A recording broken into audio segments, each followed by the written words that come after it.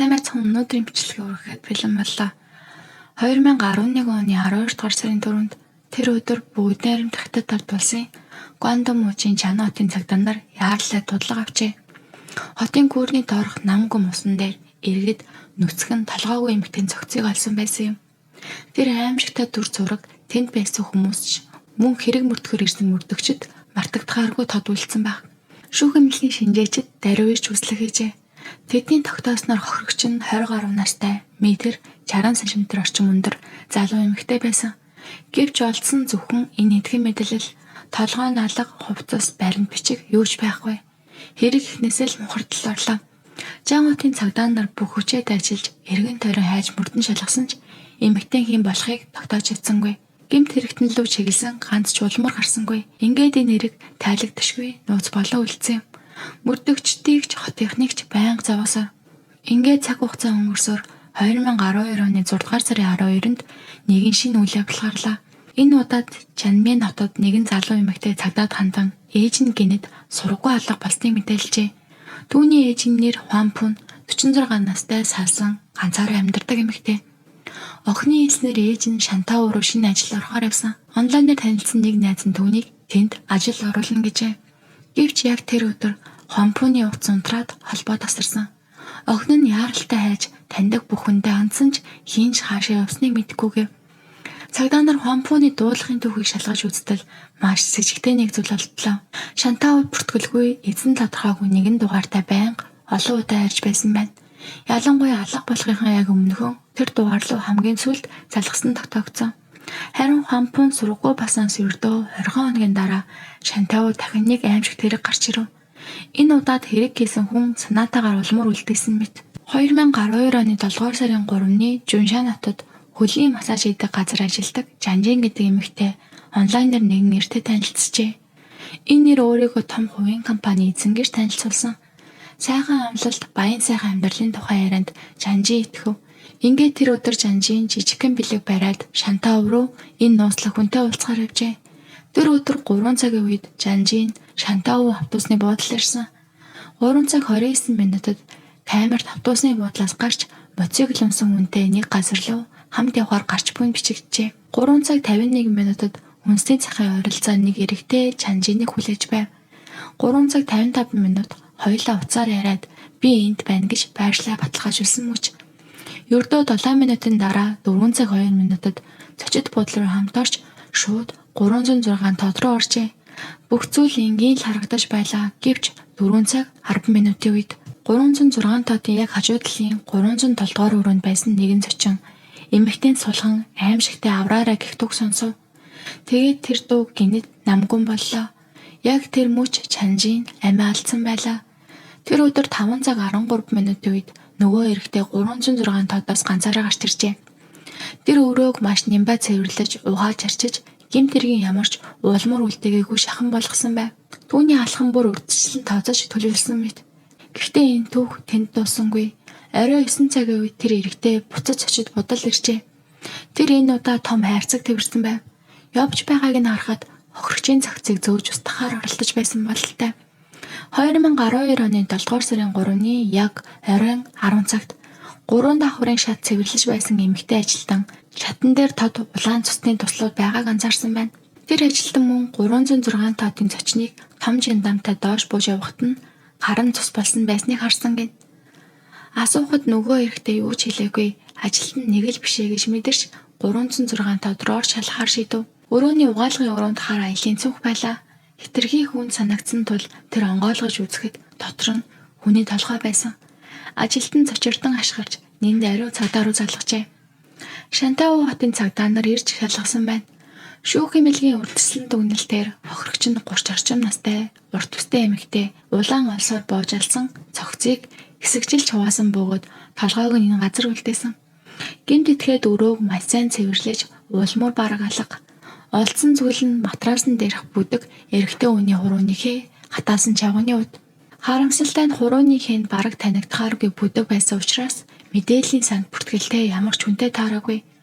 Харамсалтай нь цэцэд буудлын хяналтын камер эвдэрчихсэн байсан. Харанхуй бүдэг дүрснээс сэжигтэнж хохирогч тод харагдсангүй. Бүр цаашлаад зочны бүртгэлийн мэдээлэл бүрэн бус байсан. Цагдаа нарын эхний зорилт нэгдүгээрт хохирогч юм бэ, хоёрдугаарт сэжигтэн юм бэ. Олон өнөг нойргүй ажиллаж жижиг ч гэсэн сэжүүр халаа. Тэгтэл тэр ууттай байсан хатаасан чавга ганц найдвар болж эхлэв. Уутан дээр нь Жуншан хотын материалын үн шалгах газар гэсэн тамга байсан. Тэгэхээр энэ чавгыг Жуншан хотоос худалдаж авсан байх. Магадгүй хохирогч Жуншанаас ирсэн байж болно.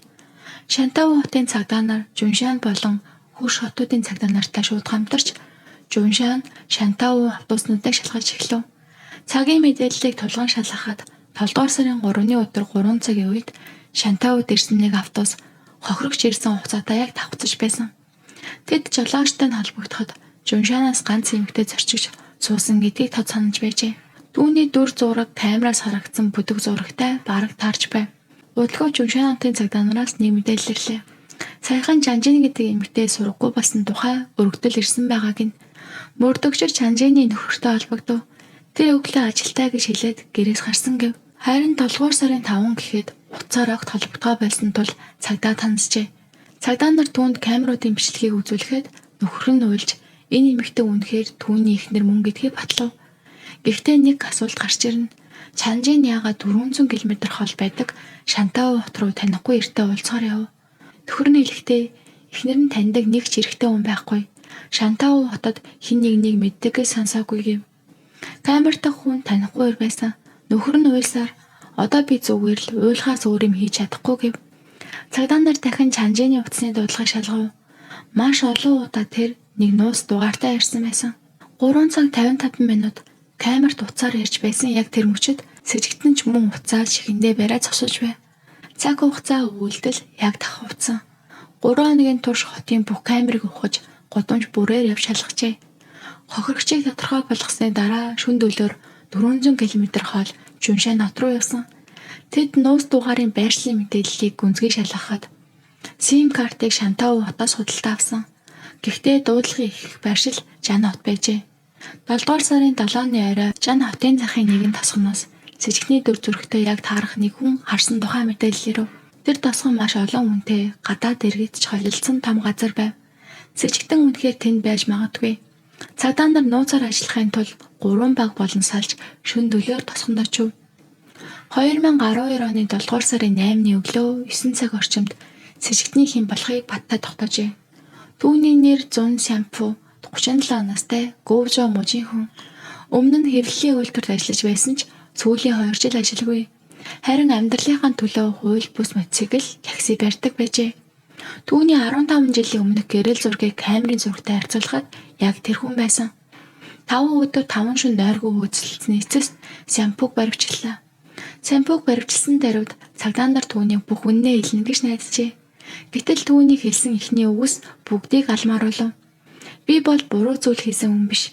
Би зүгээр л эмэгтэйчүүдэд сургамж өгч байсан юм гэж өөрийгөө зөвтгөж эхэллээ.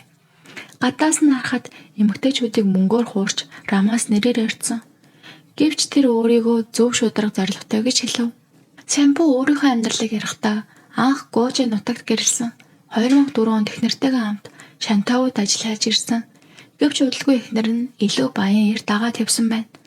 Дараа нь Мэй гэдэг Гожи нутгийн 25 настай эмэгтэйтэй үргэжээ. Гэхдээ тэр эмэгтэйч түүнээс мөнгө байр шаардаад явсан гэв. Би сайхан л ажил орсон хүн яаж хурдан байр авч чадах вэ гэж хэлжээ. Дахин мөнгөний асуудлаас болж хаягдсан гэдэг болно түүнийг хөшөө орсол автуулсан. Сямпу онлайнаар эмэгтэйчүүдтэй шаардалж эхэлсэн. Гэвч тэнд ч адилхан энгийн ажилтан гэвэл анхаарах хүнгүй. Харин компани эзэмшигч баян эрэг болж үжиглэвэл эмэгтэйчүүдийн хандах байдал шууд 180 градус өөрчлөгдөнө. Тэр ингэж бодох болжээ. Эмэгтэйчүүд баян үннийг л сонирхож хайр гэж байхгүй зөвхөн мөнгө л чухал. Виртуал ертөнц болоод бодит амьдралын энэ хоёрын зөрчил нь түүний занг улам гажуудуулжээ. Тэр бодож эхэлсэн. Мөнгөн дуртай эмэгтэйчүүд жинхэнэ сургамж өгнө.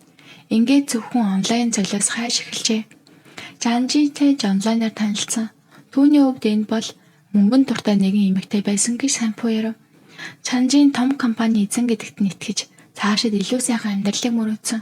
Ингээд ганцаараа 400 км явж уулзахаар ирсэн байна.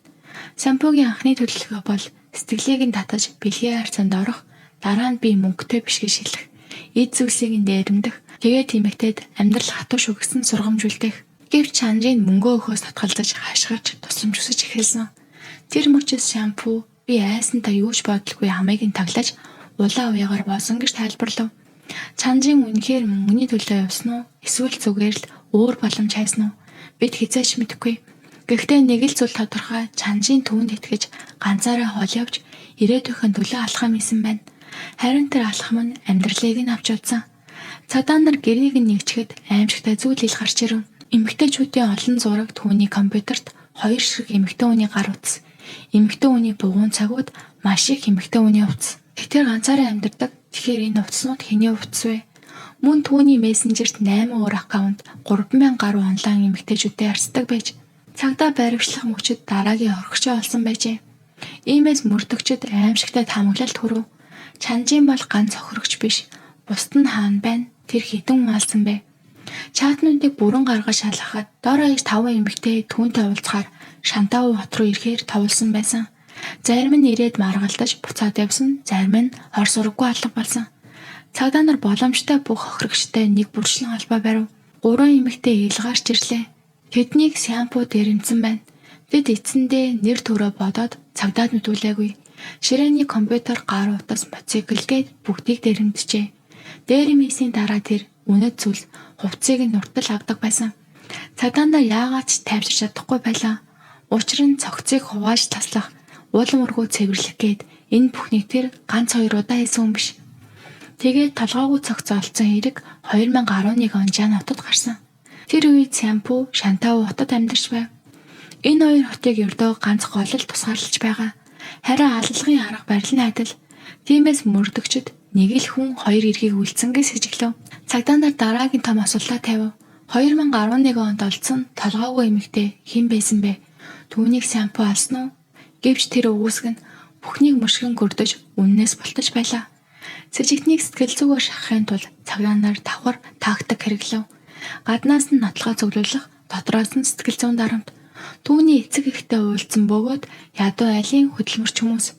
Хүүгээ ийм яриг хийсэн гэж сонсоод нулимс туслуулж итгэж чадахгүй байв. Цагдаа нар энэ мэдээллийг ашиглан Шампуд эцэг эхийн тухай ярьж тэдний завлан итгэл найдварын тухай ярихад түүний сэтгэл хөдлөж эхэлжээ. Завсар зайгүй уусууж нүдэн чичрэн санаа зовнон суун. Дараа нь цагдаа нар утсын дуудлагыг нь ухаж үзээд Жамин хотын нэг дугаартай маш олон удаа холбогдсон байхыг олж тогтоолоо. Гэхдээ 6 дугаар сарын 12-наас хойш тэр дугаартай холбоо бүр мөсөн тасарсан байна. Тэр дугаар бол Хампуны дугаар. Охин нээжээ 6 дугаар сарын 13-нд талга болсон гэж мэдүүлсэн байсан. Чатыг шалгахад Хампуны онлайн найз нь Шампу байв. Эцэст нь цагдаа нарын дарамтад эсэлгүй Шампу нууж байсан үннийг хэлж өглөө. Тэр "Тимээ би түүнийг алсан. Хампуныг хэрхэн урсан гэвэл би баян компани эзэн. Чамд өндөр цалинтай ажил өгье. Шантау хот руу хүрээдэр Хампун ирээд хууран мэхлэл гэдгийг ойлгомогт маргалдаж эхэлсэн байна." Шампу түүнийч бас амийг нь хөнөөж дараа нь цогцыг хэсэгчилж хуваажээ. Хампуны охин бид хоёр л бие биеэ түшиж амьдарч байсан. Одоо ээж минь байхгүй боллоо. Миний амьдрал оргуу оодсон шиг санагдаж байна гэж үйлжээ. Гэвч толгойгүй цогцны тухай асуулт бас хариугүй байв. Цагдаа нар түүнийг илүү өвчтөд дарамтласаар эцэст нь Шампу тэр бол миний хуучин найз охин Мэй. Тэр Мэйтэй мөнгөний маргаанаас болж муудалцаж болж алсан. Дараа нь цогцыг хэсэгчилж хувааж чангийн гүрнээс гол руу шидэжээ. Хэрэг шүүхэд шилжиж Шампуд цаазаар авах ял оноо. Харин хохирогчдын гэр бүлүүдийн амьдрал бүрэн сүрсэн.